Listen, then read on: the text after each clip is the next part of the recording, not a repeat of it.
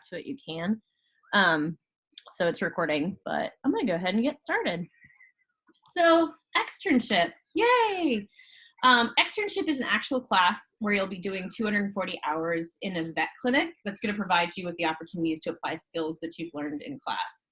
And the way that it's going to happen for you guys, I will say this right off the bat, is we will get back to campus, hopefully, the first week of June for skills completion only. Your classes will still be taking place online, like the learning portions of it. So you'll continue. Are you guys in anatomy and physiology right now? No, that's the night class. No. You're in pharmacology. Pharmacology and aseptic technique and principles of anesthesia. So even though you guys are, well, hopefully the campus will be open to some extent, it's not going to look like school used to look, right? Yeah. We're only going to be bringing students back to complete practical skills, like all the skills that you need for aseptic technique that we haven't got to teach you because you're at home and you can only do it at the clinic, right? Mm-hmm. So yeah, because we have like 4 sequences of skills that we need. Exactly. So even though you guys are scheduled to go out, I think June 10th. Cecilia, sit down. We have. Yeah, you can sit with me. But so you might have more. You might have skills that will extend beyond June 10th. So you're not able to go out to externship until those skills are completed. Does that make sense? Yeah. Yes. So it'll probably be, I would say, just realistically like the 3rd week of June or the 4th week of June. It's something that's ever changing because also we have to get back to campus and figure out what this is going to look like, right? That too, yeah. You guys have to figure out how we're going to do skills and stuff. Exactly. So we might have this fantastic plan, get to campus and be like, no, just kidding. So just know that it'll be end of June-ish that you guys end of June-ish is when we'll start externship. Exactly. Okay, cool. Knock on wood, provided things are going well there. Right? Provided things go well, yeah. Exactly. So once you were actually on campus or at your clinic, you're going to be evaluated on your skills by the staff of that clinic. They will be your teachers. And then at the end of your 240 hours, you will be assigned a letter grade by those folks. Okay, yeah, it's coming. And then, so the process is we're going to make sure that the final requirements are met. Today or tomorrow, Nikki's going to take the information that I'm going to upload for her, like with your resumes and site lists, and start looking to see, if those places are accepting people, because we are running into a lot of clinics that are like, hey, we don't want extra people in the clinic right now. So that limits our options. Once she gets you a site, you're going to do an interview, and you're going to do a remote interview. So it'll probably be a phone interview or a Zoom interview, something like that. But if Ms. Nikki procures a site for you before June 1st and the stay home mandate is lifted, then you will do it remotely. And I would argue that most sites will want you to do it remotely.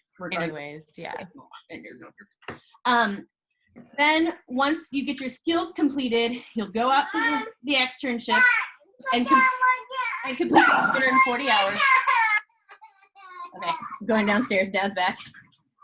All right. You guys can be in here. And then it says come back to Pima for an exit interview. Probably not. We'll probably do a remote exit interview once you guys are done with your 240 hours. So you will send me all your final documents and we'll do it remotely. Well, It might not be me because unfortunately I'm moving, so I don't know. I'm going to be around. I mean, you may get to talk to me in Mexico. I don't know. Mexico? Yeah, my husband got a job in Mexico, so we're moving. Oh my gosh. Wow. Dang. That's a big move. That's cool.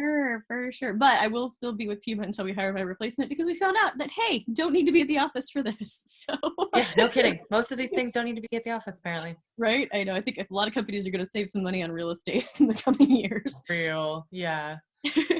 So the outcomes of your externship, you're going to sharpen your technical skills that, you'll only get to practice really once when you're on campus. You're going to gain clinical experience for your resume and make inroads with professionals in our field. I don't know if you guys have been around me enough, but I always say this. Our world is so small. The veterinary community is so small. So even though you might, work at one clinic, the people that are there you will see throughout your veterinary life. My background is coming from animal welfare. I was a manager at Paws for a long time before I came to get my license. And I remember when the old program manager announced the speaker list for the year, I knew every single person. The world is that small. And then it's also just your first stepping stone. If you don't know if you want to go to tech right now, you could work in the clinic for a little bit and then decide if you want to become a licensed technician or not. So in order to go out to externship, you need to complete all of your classes with a 77% or higher. You need to make sure that your tetanus vaccine will remain valid until graduation. I will email you if it hasn't. Because I don't think any of you guys had one that was about ready to expire. No, not 10 years. I just got mine. So. Yeah, it's good for 10 years without an exposure. And I think that I keep track of it pretty well, like if it's going to expire before your externship, like when you come give it to me in core. Cool. Financial aid clearance needs to be given too. I will email our financial aid officer and let him know, Scott, know that you guys are coming up on externship, and he will contact you if there's anything that you guys need to do prior to going out. And then your resume and cover letter are due to us today or tomorrow. Just get it to me as soon as you can so I can give it to Nikki and she can start the search. The sites we do for the assisting program are small animal, so cats and dogs only. For assisting, we can't do research centers, large animal practices, exotic animal, zoos, wildlife centers, aquariums, or rescues because they don't offer the skills that are required by the AVMA for you guys to graduate from an assistant program. Now, it's okay if the clinic that you go to also happens to do large animal or, consequently like takes exotics every once in a while. That's completely fine, but they have to do primarily small animals, cats and dogs. Did you have a question? Nope. Okay. The schedule requirements. So your clinic will assign you your schedule. That means that you'll be working weekends and holidays too, if that's what they assign you. I understand that some people work outside or now inside school. So they will take into consideration your work schedule. If there's something a work schedule you need us to work around, you need to let Nikki know. But remember, if you have a limited schedule, it could limit your options because a lot of clinics, especially with COVID, are going to want to get people in and out as quickly as possible. Mm-hmm. So if you can only work, 30 hours a week, if you do Friday, Saturday, Sunday, that's probably going to limit the number of clinics that are able to take you. We do need you to work 32 to 40 hours a week. If you're not able to do so for whatever reason, you need to contact Kelly or Nikki and get permission from them. And like I said, most sites will not accept students for less time. Some sites do require that you have a certain GPA to go to site. It's going to be up to them. Some people say, or some sites want them to have you to have a certain level of skill, handling skills first too. And we'll work with them and you and your instructors to find out a happy medium. But most sites are fine with, understanding this is probably your first veterinary experience. Is anybody working as an assistant right now? No. Okay. Then it is not important. Here's Nikki. Yay. So you can make site requests. That's why I asked for that list. But we can't make any guarantees. If you don't know where you want to go, that's okay. Or if we ask these sites and they're like, no, we're not taking people because of COVID right now or whatever, Miss Nikki will pick a site for you. And I can just say that you guys are lucky that you're here while Miss Nikki is still our clinical director because she's retiring at the end of the year, but she knows everybody, and so she will pick you a good site. She has the best stuff, and the things that she takes into consideration are the geography, like making sure it's closest to your house, the clinic pace, some clinics are busier than others, and the culture of the place, and availability. Once she gets the site to say yes, we will take it extern and we want to do an interview, you'll receive an email and it'll have the name and address, phone number, and contact person of the site. It's a form that I send you, so please just sign the form after you write down the information and it'll become a part of your file. And then call and arrange a meeting as soon as possible. And like I said, it will likely be a remote meeting, and that's perfectly fine with us. That makes sense, yes. If they do ask for an in-person interview or an on-camera interview, do dress professionally. Neutral colors, dress pants, that sort of thing. Hey, it only has to be from the waist up if it's a Zoom meeting, right? Right. but your scrub top is also completely. Will that work? Yeah, cool. Yeah. And I would say that if you do end up, after the stay-at-home mandate is lifted, going in for an in-person interview, if that's allowed, I would take scrubs with you even if you don't wear them, just because some places do ask you to do some hands-on stuff, and it makes you look super prepared. That's also true for any veterinary interview that you go to, even beyond externship. If you dress in a professional manner, make sure you bring your scrubs with you, because a lot of times they will ask for hands-on. Is it okay to wear your scrubs? Absolutely. Okay. I was about to say, if you ask for you to maybe just show up in your scrubs. Clean press scrubs are perfectly appropriate. What about social media? So externship sites and employers do check your social media. So make sure that it's hidden or private if it's not something that you wouldn't want Nikki or me to see. It is like a second resume. And poor Nikki hears this every single externship meeting. But I was a manager at Pause for a long time, and I got this guy interviewed him and loved everything. You know, we had great chemistry with my team and all this sort of thing. And I Googled his name and saw his social media, and I was like, oh, I can't have this, associated with my nonprofit, my vegan nonprofit. So, okay. Yeah. Anyway, after the interview, so if they say yes, great, email us your schedule right away. Let us know they said yes and email your schedule. If they say no, we need to know that too.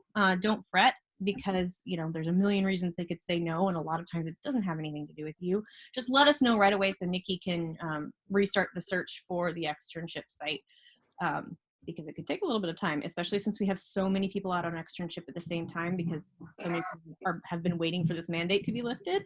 It could take us a little bit of time to find one. Yeah. So the logistics of the class, your externship folders. So this afternoon, I am going to give you an invite to a Google Drive folder that has the forms you need. If you were in person, the stuff that you would need for your supervisor would be on the left side, and the stuff you'd need would be on the right side of the folder. So it says left side, right side. Just remember, left side is stuff for your supervisor and the right hand side is stuff for you. These are all forms that you can print out and give to your supervisor, or they can also be completed electronically. If your supervisor wants to do that, you can email them to you to the supervisor once you're on site. Just remember that I will need all of them back at the end of your externship, because it is how I give you your grade. So the supervisor letter gives an introduction from Nikki, because sometimes the people that say yes to the externship are not the people who will be supervising you. So the supervisors, like on the floor, get really confused about what they're supposed to do. So this letter explains every piece of the grading material to the actual supervisor. There's the next thing that you'll see is a midpoint evaluation, and the midpoint evaluation is good to give to them right away, because it has all the lists of skills that you need to be practicing, and it gives a roadmap to your supervisors and the people you're working with to let them know the skills that you're supposed to be practicing, and you too. So that way, like, you can look at it too and be like, oh, I see that I haven't been doing a lot of venipuncture restraint. I need to work on that. You can point to it and be like, hey guys, this is on my evaluation. Can you please make sure that I get experience with this? You'll need to turn it in to me at 120 hours. I'll send you an email and remind you. It does need to be filled out and signed by an LVT or a DVM, and they need to include their credentials after their signature, because that is the requirement of the AVMA. It's not a grade. Like I said, it's a progress report for you and a roadmap for your site. There are a lot of things that smaller clinics don't do very frequently. So there's, it might be something that they say it's not available, or they'll be like, hey, we haven't had, this kind of procedure yet. And we still don't know what veterinary care is going to look like in the age of COVID, right? There are people who are not wanting to go out as often, so clinics are not as busy. So it's just something we're all going to learn together. Like I said, you turn in the midpoint at 120 hours. The final evaluation, there are 3 of them. There's a skills evaluation, that's pass-fail practical skills. If you're unable to perform any of those pass-fail practical skills that are offered at the clinic, you will have to make it up at PIMA before you can graduate. Like I said, if they don't perform the skill at the clinic, we already know that, and that's okay. They definitely do enough of the skills for us to count them as a valid site. For example, I think one of them is like develop x-ray films. Well, there's only 2 clinics we work with that do that. So the majority of people are not going to do that. They have digital because, you know, it's Easier. Yeah. It's much easier. Then there's a skills grade sheet. Your clinic will assign you a letter grade based on your performance, and that makes up 60% of the grade for the class. And then there's PPS. Oh, you can't escape PPS. And it's 40% of your grade, VTA 275. PPS can determine whether or not you pass the class. I have had somebody get all the way through their skills, and they always were late, and they missed a whole bunch of externship, and they failed the class. So once those evaluations are completed, you can fax them or email them to me. If you fax something to me, it comes right to my email. So that's perfectly fine. Again, all of these things must be signed by a DVM or an LVT, so please remind them to list their credentials. And remember that this is your grade, so you can't graduate if one of these evaluations is missing. There's an incident form as well. So if you're injured on the job and require medical attention, like you get bit, I don't know, you knock yourself out on a cage door, that has happened. This form will need to be filled out and submitted to me as soon as possible. I will check the forms that you guys were supposed to fill out on portal, but did anybody see the insurance form? Yes. Oh, no. Okay. I saw it. For some people it's come up, for some people it doesn't. So basically what it says is that if you have your own insurance and you're injured on the externship, you'll need to use your insurance. If you don't have insurance, any kind of medical insurance. Oh, I did see that form. Yeah, never mind. I did. If you're injured on externship, then PIMA can provide you with a limited insurance. But if you need to provide this form within 24 hours for it to kick in. Cool. Okay. So on the right-hand side of your virtual folder and the stuff for you, there's a syllabus and externship deadlines. So it's pretty generic. It just reminds you that, like, hey, after 120 hours, you need to fill out this, and every week you need to give me a form, and blah, blah, blah. Okay. The biggest responsibility you will have as an extern, and this is amplified with is your timesheet. This is your attendance, so that we know that you actually have been on site and can give you credit for being there. So it's due to me by each Monday morning. So that means, like, if the last day of your week is Thursday, send it to me on Thursday. That's perfectly fine. Just make sure I have it by Monday morning. It's your attendance. So if it's not submitted, you could be terminated from the program, because like on-ground classes, if you miss 14 days in a row for externship, you're terminated. It must be signed by a DVM or an LVT as well. And every time you send me your timesheet, just make sure you're sending me the entire timesheet, not just a picture of the week.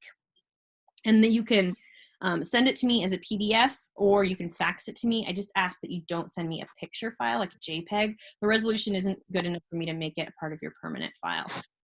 If you don't know, there are like free scanners you can get for your phone. Yeah, because I was wondering how you could do that from your phone, because it is amazing. So like the one I used for my externship, and now I use it every day of my life, is Genius Scan. So you can just take a picture of it and it turns it into a PDF. It's so nice. And that way too, as opposed to faxing, you have a record that you sent it.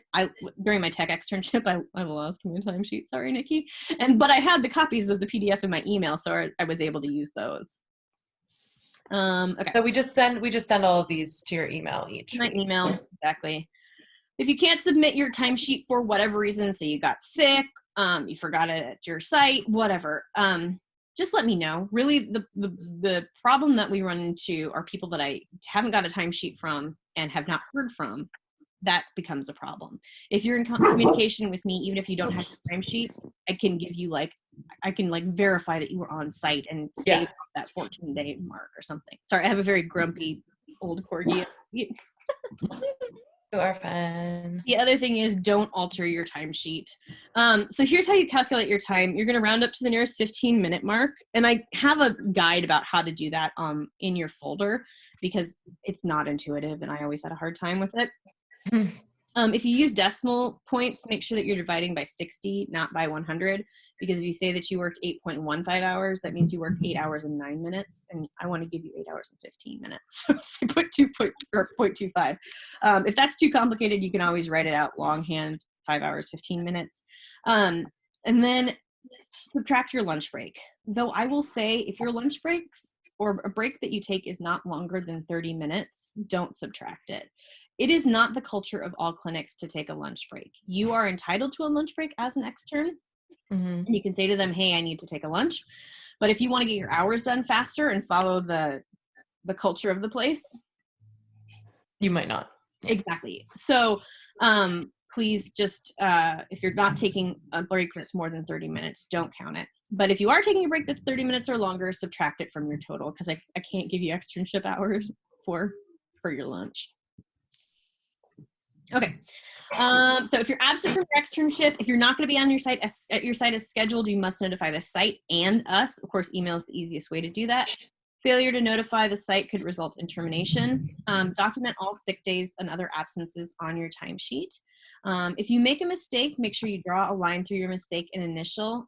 Use next week's box if necessary. Hey, you have an electronic copy of your timesheet, so you can have unlimited timesheets.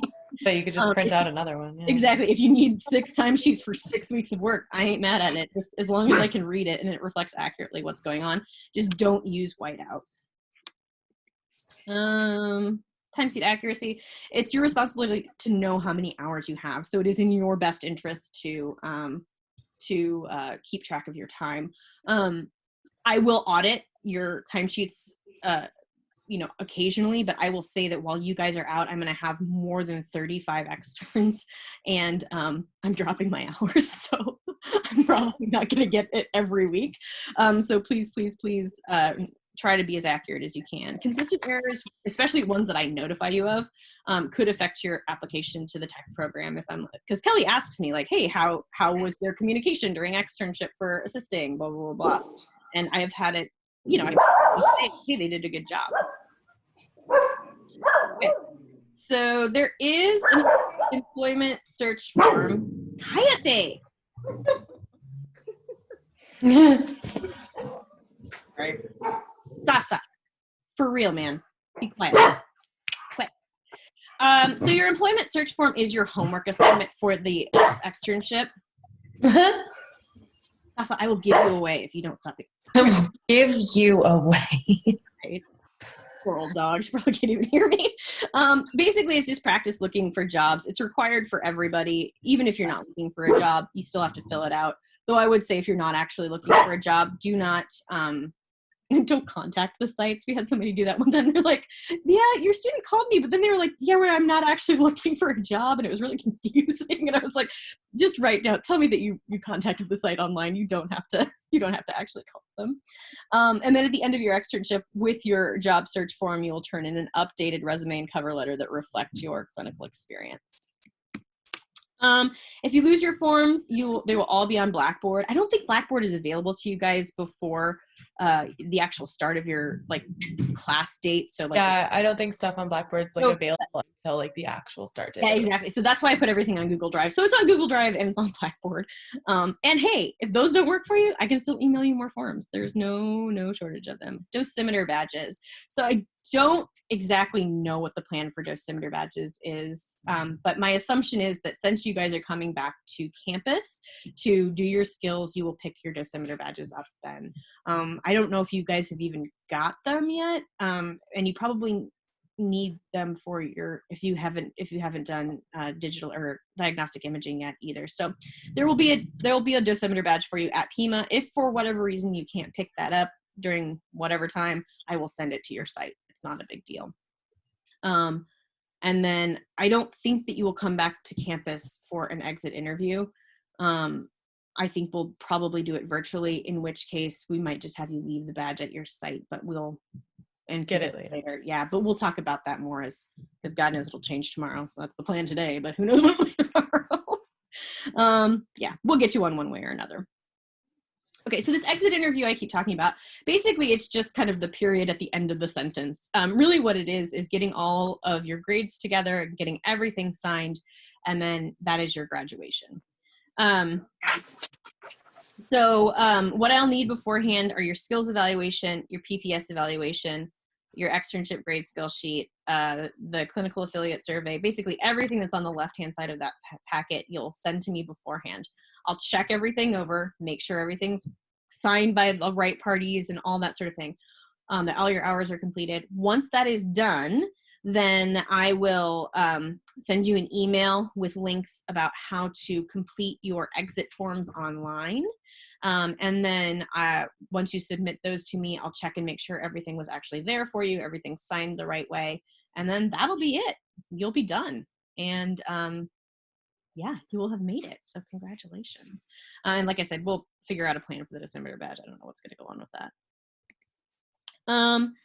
Your exit interview must take place within 14 days of your last day on site. So make sure that you give your supervisor your final evaluations with enough time, especially in the summer and especially with COVID.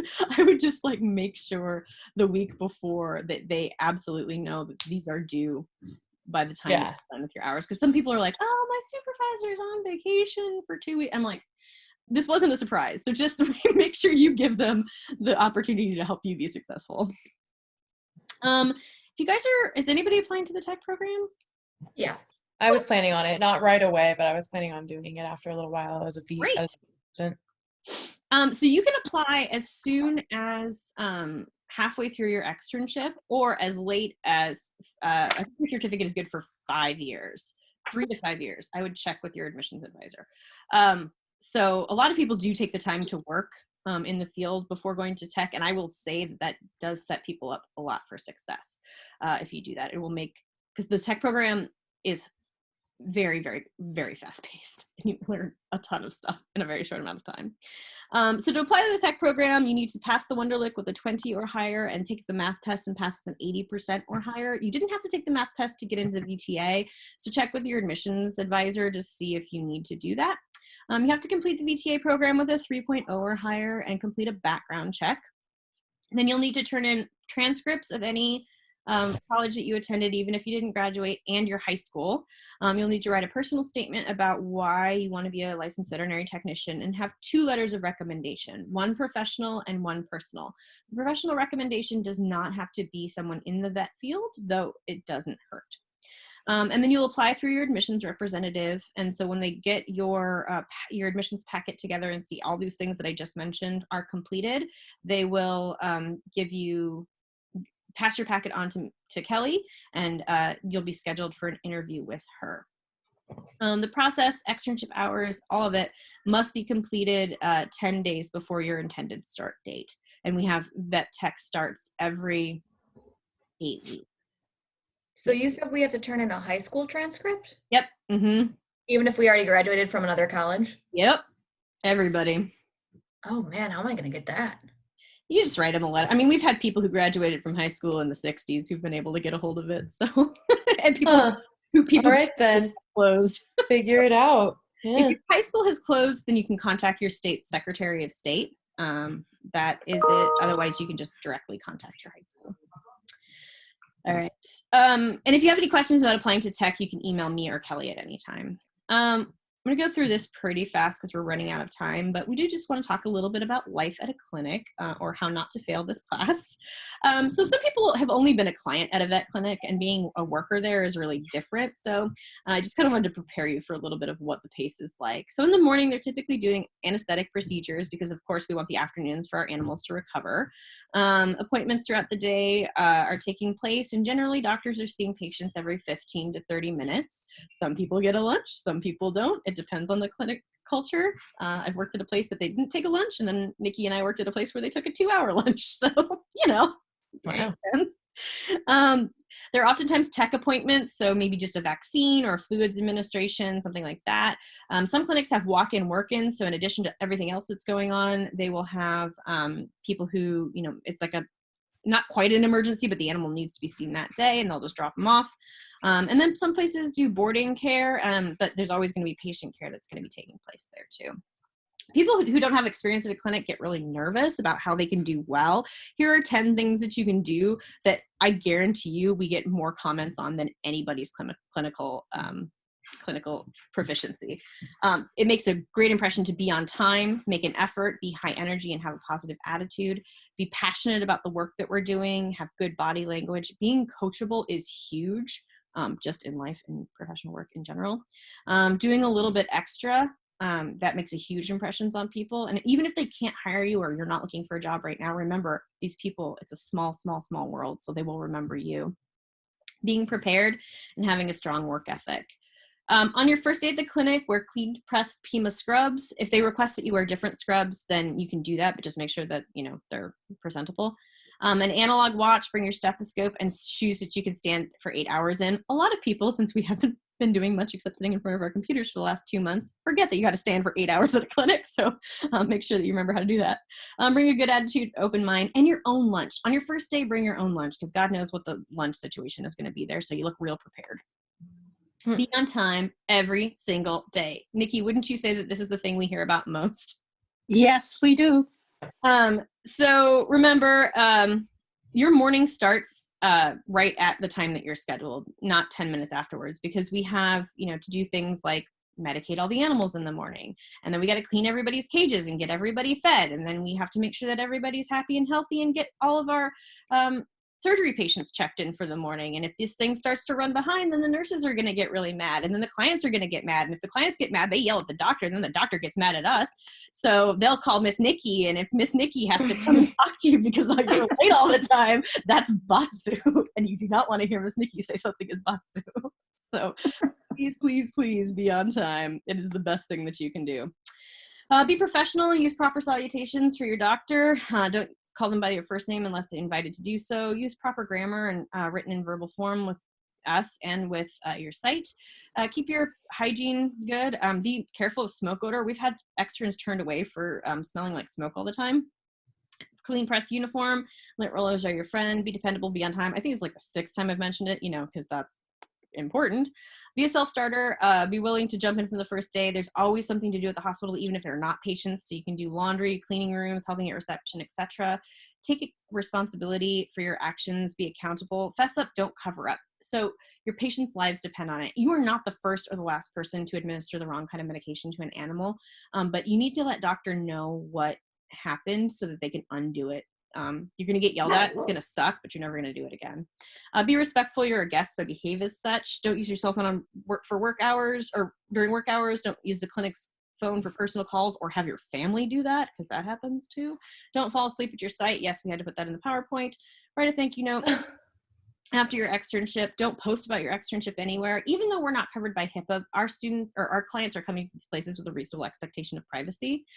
So please, please, please, please, please do that. We have less than a minute, so I got to keep going. And if you're having problems with your site, don't quit on your own. Let Nikki and me know and talk to your management. And if you need to talk to us, please do. Don't quit on your own. Don't leave. And if they're not giving you the experience you need, let us know. They signed up to do this too. So if they're just making you sweep, that breaks our heart, and that's not what they signed up for. So please, please, please let us know if you're not getting the experience that you want. You can be terminated from your site. Poor attendance, showing up late, not notifying site, not adhering to your schedule, or missing 15% of your scheduled time will get you terminated. Having a bad attitude or poor communication. If you're terminated from your site, then Nikki can choose to grant you a second site or not, but you do have to complete a full 240 hours at the new site. Okay, that's it. You have 240 hours in your externship. Turn in your timesheet every week. Contact the site and let us know. Turn in your timesheet by PDF or fax, and send me everything for your exit interview. And if you're having problems with your site, talk to your supervisor and talk to us. Okie doke. Okie doke. Anybody have any questions? So we're just going to get this in a shared document, all of those documents? Yeah, I'll share it to you in the next hour. Okay, cool. I just want to have it somewhere that I can take it and print it out. Yeah, totally. I'll send the PowerPoint will be there, and I'll put the recording up too. Awesome. My, kid yelling and the dogs barking. Yeah, because I'm gonna take it to my parents and just print out all the documents. Sounds good.